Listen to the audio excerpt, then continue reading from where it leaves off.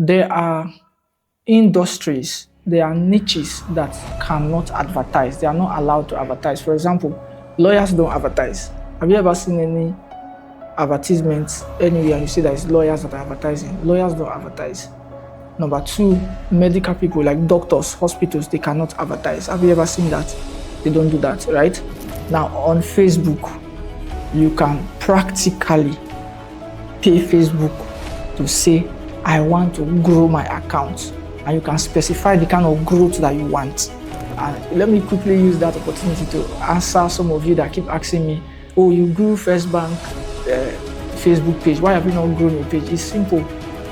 I don't have the money that they have. Or don't you understand? Is it that you don't have sense or you don't use your sense to think?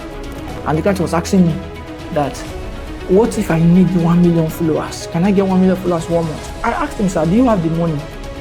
If you have the money, I will generate you 1 million real followers in 1 month. If you have, and he said, so like I should give me a rough estimate. I calculated and I gave him, he said, wow, that's a lot of money. I said, yes, that's a lot of followers.